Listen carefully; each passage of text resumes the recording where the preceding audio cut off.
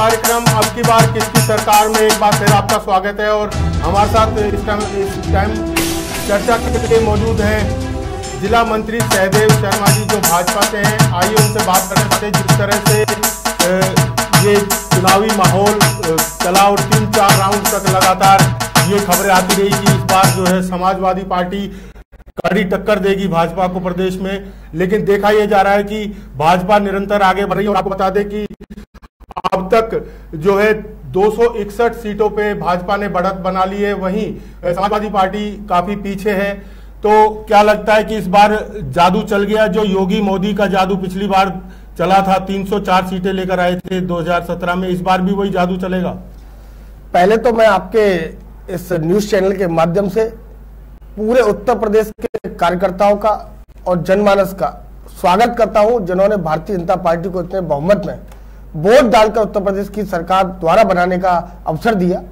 और दूसरी बात, मैं जो आपका प्रश्न है कि भारतीय जनता पार्टी की सरकार इतने बहुमत से बन रही है, तो भारतीय जनता पार्टी के पिछले कार्यकाल को लेकर जब हम लोग जनता के बीच में गए, तो जनता के बीच में जब विपक्षी पार्टी हम लोगों के साथ में थी, वो पूरे विपक्षी पार्टी में से कोई भी हमारे भ्रष्टाचार का आरोप नहीं लगा पाया। वो बात करता था तो केवल उनकी बात करता था जो आताताई थे, ऊताताई थे, जिन लोगों का दंगाई थे, उन लोगों को बाबा बुलडोजर द्वारा उनको खत्म किया गया, उनका वो विरोध करते रहे। लेकिन हम केवल विकास की बात करते रहे। विकास की बात करते करते आज उत्तर प्रदेश में पुनः भाजपा की सरकार बनी है।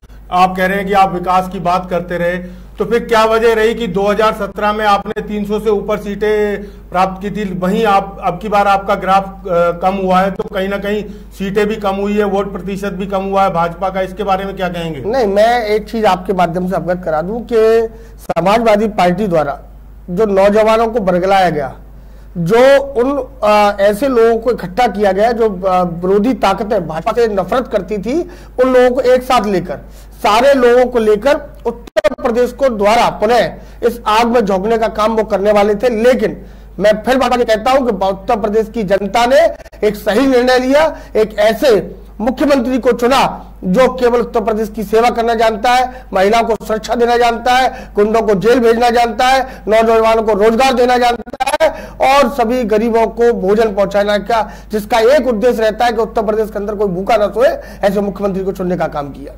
आगरा में भी लगभग 6, 7 और 8 राउंड की जो है वोटिंग पूरी हो चुकी है, गिनती चल रही है लगातार, और उसमें भी देखा जा रहा है कि 3 से 4 सीटों पर, आगरा की 9 सीटें 2017 में भाजपा ने प्राप्त की थी, लेकिन इस बार माना जा रहा था कि 3 से 4 सीटों पर भाजपा के साथ सपा गठबंधन प्रत्याशी का कड़ा मुकाबला है। लेकिन देखने में आ रहा है कि जिन सीटों पर बताया जा रहा था, जिन ग्रामीण सीटों पर मुकाबला बताया जा रहा था, वहां पर भी बीजेपी बढ़त बनाए हुए। आपको बता दें कि डॉक्टर धर्मपाल सिंह 7000 वोटों से आगे चल रहे हैं एतमादपुर से, और वहीं रानी पक्षालिका भा से काफी आगे हैं अपने प्रतिद्वंदी से। फतेहाबाद का 8 राउंड पूरे हो चुके हैं, इसमें छोटे लाल वर्मा ने 16000 वोटों से भी अधिक बढ़त बना रखी है।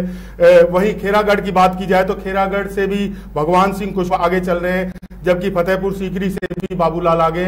और उत्तर विधानसभा हालांकि जिस तरह से परंपरागत सीट मानी गई है, तो वहां से जो है खंडेलवाल इस समय आगे चल रहे हैं और बाकी सीटों के रुझान धीरे धीरे आ रहे हैं। तो क्या लगता है कि इस बार जो सीटें 3 से 4 सीटों की टक्कर मानी जा रही थी, आगरा में ये कहा जा रहा था कि 3 से 4 सीटों पर सपा प्रत्याशी कड़ी टक्कर देंगे भाजपा को, तो इस बार क्या माना जा रहा है जिस तरह से रुझान आ रहे हैं? मैं आपको अवगत करा देता हूं कि जो टक्कर वाली बातें आ रही हैं, मैं आपको बता देता हूं कि टक्कर जैसा शब्द आगरा की किसी भी सीट पर नहीं था।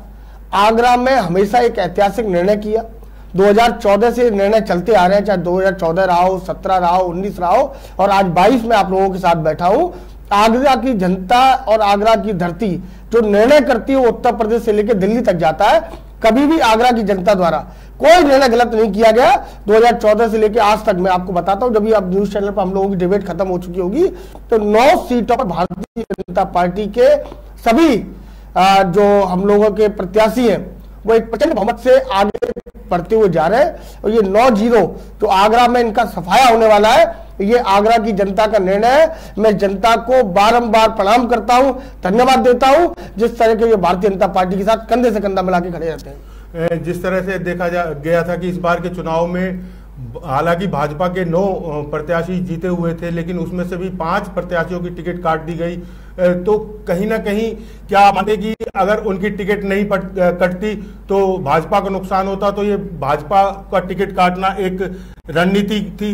नहीं, भारतीय जनता पार्टी का ऐसा नहीं। आपने देखा हो गुजरात में जब मोदी जी मुख्यमंत्री हुआ करते थे तो तब भी 40% लोगों को टिकट काटकर नए लोगों को दिया जाता था। ये परंपरा है कि हर बार नए लोगों को भी संगठन में आगे लाना चाहिए।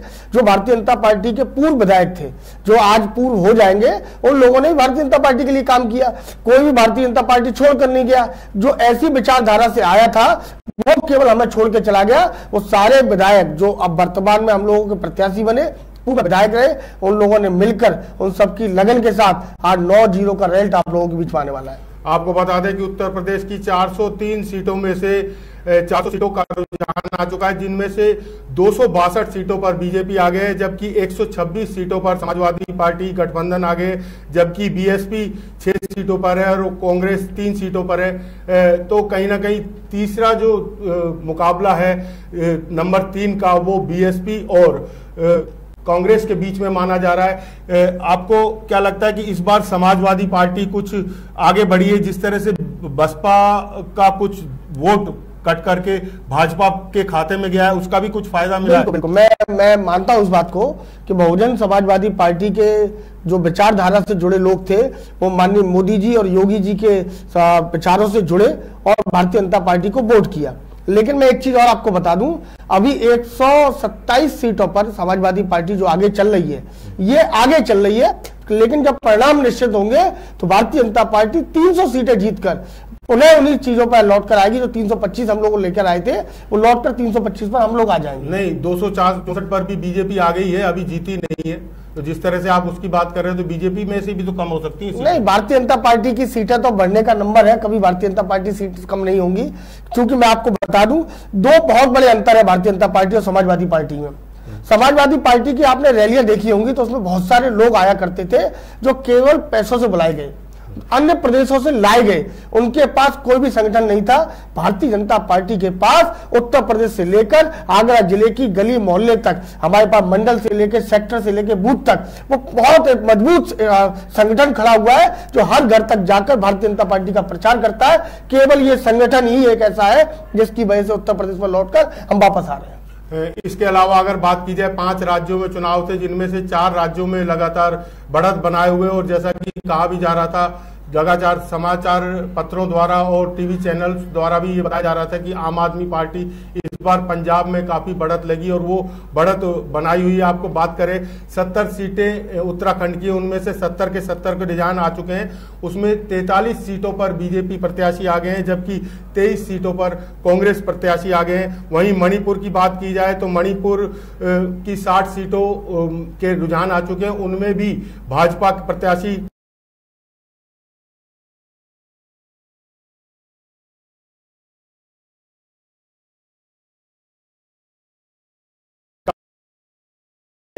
जबकि 12 पर कांग्रेस है। तो इसके अलावा ये जो बढ़त बना रखी है तो कहीं ना कहीं मोदी जी का जादू काम कर रहा है। लेकिन जिस तरह से उत्तर प्रदेश में सीटें कम हुई है, 304 सीटें थी और लगा कि इस बार 300 का आंकड़ा नहीं छू पाएगी भाजपा, उससे नीचे ही सीटें रहेंगी। तो ये कहीं ना कहीं तो वोटों में कमी आई है, वोट प्रतिशत भी कम हुआ है। और अगर माना जाए कि बसपा का वोट अगर इधर ट्रांसफर नहीं होता, जैसा कि आपने कहा है कि बसपा का वोटर ट्रांसफर हुआ है कुछ वोट बैंक, तो वो अगर ट्रांसफर नहीं होता भाजपा की तरफ तो भाजपा को मुश्किलें आ सकती थी, जिस तरह से सपा गठबंधन प्रत्याशी आगे बढ़ रहे थे। क्या लगता है? मैं आपको बता दूं, पहले तो उत्तराखंड की बात करता हूं। उत्तराखंड में एक ऐतिहासिक निर्णय होने वाला है, कभी भी लौटकर कोई सरकार रिपीट नहीं हुई, भारतीय जनता पार्टी की सरकार रिपीट हो रही है। तो मैं उत्तराखंड के वासियों को भी यहाँ से धन्यवाद देना चाहता हूँ। और उत्तर प्रदेश का भी ये रिकॉर्ड रहा। उत्तर प्रदेश में भी कहा जाता था कि अगर कोई मुख्यमंत्री नोएडा जाते हैं तो लौटकर सरकार में नहीं आते, तो योगी जी ने वो परंपरा तोड़ी और लौट कर आ रहा है। दूसरी बात, वोट प्रतिशत की मैं बात करता हूं आपको, तो वोट प्रतिशत में कोई कमी नहीं आई, वोट प्रतिशत बढ़ गया हमारा। और जो लोग कभी किसी विचारधारा में रहे होंगे या रहते होंगे, वो भी आजकल मोदी जी और योगी जी को अपना अनुयायी मानते हैं या उनकी प्रेरणा मानते हैं, वो हम लोगों के साथ जुड़ रहे हैं। ये संख्या आगे आगे धीरे धीरे बढ़ती जाएगी। आप देखेंगे अगले चुनाव में जब हम लोग आप 2024 में बैठेंगे तो 2024 में जो आज समाजवादी पार्टी का वोट प्रतिशत थोड़ा सा बढ़ गया है वो बिल्कुल खत्म हो जाएगा, क्योंकि ये लोगों को बरगलाने में लगे रहे, ये झूठे वायदे करते रहे, ये 300 यूनिट बिजली की बात करते रहे, ये पुरानी पेंशन की बात करते रहे, ये रोजगार देने की बात करते रहे, लेकिन जब ये सत्ता में थे इन्होंने सत्ता में ये कोई भी काम नहीं किया। कुछ लोग इनके बहकावे में आए, लेकिन उत्तर प्रदेश की मैं उस जनता को धन्यवाद देता हूं जो केवल योगी जी के काम पर भरोसा किया, इनके झूठे वायदों को नकार दिया। लेकिन जिन जनता को इन्होंने झूठे वायदे किए तो वो भी समझ जाएंगे तो 2024 में भारतीय जनता पार्टी की विचारधारा से जुड़ जाएंगे। तो जिस तरह से अभी सहदेव शर्मा जी बता रहे हैं कि लगातार उनकी पार्टी का ग्राफ बढ़ रहा था, लेकिन इस बार कुछ सीटें कम हो सकती हैं, क्योंकि जिस तरह से जो समाजवादी पार्टी गठबंधन प्रत्याशी आगे बढ़त बनाए हुए थे, लेकिन वहीं कुछ ना कुछ भाजपा को बसपा का भी फायदा मिला है, क्योंकि बसपा का ग्राफ काफी कम हुआ है और जिस तरह से कांग्रेस के बराबरी में बसपा आ गई है, तो ऐसा लग रहा है कि बसपा का कहीं ना कहीं वोट बैंक भाजपा की तरफ गया है। लेकिन इन सब पर ये चर्चा चलती रहेगी जब तक 5 बजे तक, जब तक नतीजे पूरी तरह से नहीं आ जाते कुछ भी नहीं कहा जा सकता। लेकिन फिलहाल जो स्थिति नजर आ रही है वो ऐसा लग रहा है कि भाजपा फिर से एक प्रचंड बहुमत के साथ या 2/3 बहुमत के करीब पहुंच करके उत्तर प्रदेश में सरकार बनानी जा रही है, और न केवल उत्तर प्रदेश में बल्कि 4 राज्यों में, 5 में से 4 राज्यों में, उत्तर प्रदेश सहित 4 राज्यों में स्थिति काफी मजबूत है। आगे इस चुनाव के बाद किस तरह की रणनीति रहेगी, क्योंकि जिस तरह से बाबा से लोग डरे हुए हैं कि इस बार फिर से बुलडोजर चलेगा और फिर वही सब चीजें होंगी, क्या कहना चाहेंगे? अगर सरकार बनती है तो किस तरह की स्थिति रहेगी? मैं आपको पहले बता दूं कि आदरणीय योगी आदित्यनाथ जी से कोई डरा हुआ व्यक्ति नहीं है।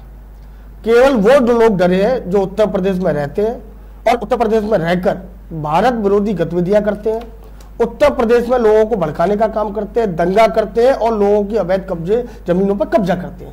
केवल वो लोग डरे हुए हैं और मैं आपके चैनल के माध्यम से कहता हूं उन्हें डरा भी रहना चाहिए, क्योंकि आज ये उत्तर प्रदेश एक उत्तम प्रदेश की तरफ बनने वाला है और समाजवादी पार्टी समाप्त पार्टी होने वाली है, तो ये अंतर आना चाहिए। दूसरी बात, भारतीय जनता पार्टी कोई कुकुर मुत्ते वाली पार्टी नहीं कि एक समय पर उगती है। 365 दिन इसका कार्यकर्ता काम करता है।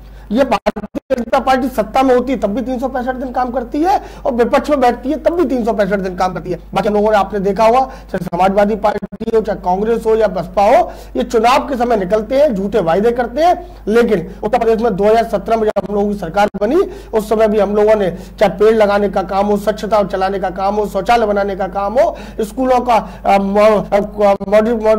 मॉडिफाइड करने का काम हो, या लोगों के बीच में जाकर वैक्सीन का काम करना हो या लोगों को जागरूक करना हो। और कोरोना काल जैसे समय पर जब लोग घर से निकलना पसंद नहीं करते थे, भारतीय जनता पार्टी के कार्यकर्ताओं ने उनके बीच में जाकर उनकी मदद करने का काम हो, ये काम भारतीय जनता पार्टी प्रत्येक दिन करती है। तो ये 365 दिन चलने वाली पार्टी है और आगे भी ये सारे काम चलते रहेंगे, जनता के हित में काम होंगे। जो काम रह गए थे वो पूरे होंगे और उत्तर प्रदेश सर्वश्रेष्ठ उत्तर प्रदेश बनने जा रहा है। और अगले 5 साल बाद जब उत्तर प्रदेश से आदरणीय योगी आदित्यनाथ जी चुनाव लड़ेंगे तो विश्वास मानिएगा उनके विपक्ष में भी कोई वोट मांगने नहीं आएगा। और जो अब आज एक चीज और मैं आपको बता दूं, जब भारतीय जनता पार्टी के लोग वोट मांगने जाते थे तो कुछ गांवों में कुछ लोग विरोध किया करते थे। आप समझिए कि भारत की पॉपुलेशन 140 करोड़ के लगभग है, जो 26 देशों के बराबर है। एक देश अपने देश को संभालने में बिल्कुल फेल हो गया और भारत ने 26 देशों की बराबर इस आबादी को लेकर एक लोगों को वैक्सीन लगाकर, आपने वो दिन भी देखे होंगे जब दूसरा चरण चल रहा था, दूसरे में जो वो लहर आई थी, तो इन लोगों ने केवल लोगों को भ्रम फैलाने का काम किया और भारतीय जनता पार्टी की सरकार को बदनाम करने का काम किया। लेकिन आप मानिए वो वैक्सीनेशन ने जब तीसरी लहर आई तो आगरा से लेकर पूरे देश के अंदर कोई भी नुकसान नहीं हुआ, क्योंकि वैक्सीनेशन से वो असर हुआ। आपने अमेरिका भी देखा हुआ। लेकिन दूसरी लहर में तो बहुत नुकसान हुआ, तो पहली लहर के बाद ही अगर चेंज जाते तो दूसरी में इतना नुकसान नहीं होता। और जिस तरह से गंगा में बहती हुई लाशें देखी गई और विपक्षी दलों ने इस पर काफी निशाने भी साधे केंद्र और राज्य सरकार पर, तो ये भी कहीं ना कहीं कमी रही, फेलियर रहा जो दूसरी लहर में जो लोगों को इतनी बड़ी जनहानि का सामना करना पड़ा। मैं आपको बता दूं, और केंद्र में कांग्रेस की सरकार होती या किसी और की सरकार होती तो वैक्सीन लगने में अभी 15 साल लगते हैं। केवल मोदी जी की वजह से ये सारा काम 2 साल में हो सका और वैक्सीन बनाकर हमने अपने देश में तो लगाई, अगर बगल वाले देशों को भी ये वैक्सीन पहुंचाने का काम किया, ये केवल अगर कोई कर सकता तो देश के प्रधानमंत्री नरेंद्र भाई मोदी कर सकते हैं। क्योंकि आपने देखा हो उससे पहले वैक्सीन बनाने की कभी कोई सोच भी नहीं सकता था। अगर कांग्रेस की सरकार होती तो कांग्रेस वहां बैठकर केवल दूसरे देशों से वैक्सीन मंगाने का काम करती, उन्हें खरीदने का काम करती, लेकिन हमने अपना खुद का वैक्सीन बनाया और लगाया भी और दूसरे देशों को दिया। यह परिवर्तन अब देश के अंदर आ गया है। ये सारी बीमारियां आपने देखा, ऑक्सीजन की जो कमी थी, ऑक्सीजन की कमी एकदम इसलिए आई कि पिछले ऑक्सीजन की 70 सालों में कभी इतनी आवश्यकता पड़ी नहीं, लेकिन वो थोड़ा सा संकट जो 10-15 दिन का था, उसके बाद आज देश में इतने बड़े प्लांट लगा दिए गए कि भगवान न करे दोबारा त्रासदी कभी आए, लेकिन आज पूरा देश सुरक्षित है। तो केवल मोदी जी की वजह से मैं मोदी को धन्यवाद देता हूं, उन्होंने देश को वैक्सीन लगाकर बचा लिया। चलिए बताते हैं आपको कि मणिपुर की 60 सीटों में 27 सीटों पर भाजपा ने बढ़त बना रखी है, जबकि 8 सीटों पर कांग्रेस है। वहीं उत्तराखंड की 70 सीटों में से 45 सीटों पर भाजपा ने बढ़त बना रखी है और 21 सीटों पर कांग्रेस आगे है और अन्य 4 सीटों पर अन्य प्रत्याशी हैं। तो और 403 सीटों में जो उत्तर प्रदेश की 403 सीटों में, उनमें से अब 400 सीटों का रुझान आ चुका है, जिनमें से 274 पर अब बीजेपी प्रत्याशी बढ़त बना चुके हैं। जहां 264 थे वहां अब 10 और बढ़ गए हैं, 264 पर पहुंच गया है ये आंकड़ा। और समाजवादी पार्टी 116 पर है, जबकि बहुजन समाज पार्टी और कांग्रेस काफी पीछे है इनसे। तो कुल मिलाकर देखा जा रहा है कि जिस तरह से पिछली बार ये जादुई आंकड़ा धीरे धीरे आगे बढ़ा 300 के करीब पहुंचा, वहीं 2/3 बहुमत के करीब तो पहुंच ही चुका है। और अब हो सकता है कि अगर कुछ ऐसा और उलटफेर हो जाए, और जिस तरह से भाजपा के जो नेता हैं वो ये बात बार बार कह रहे थे कि इस बार फिर से वही जादू चलेगा और 300 के करीब भाजपा पहुंचेगी, वही फिर एक बार नजर आ रहा है।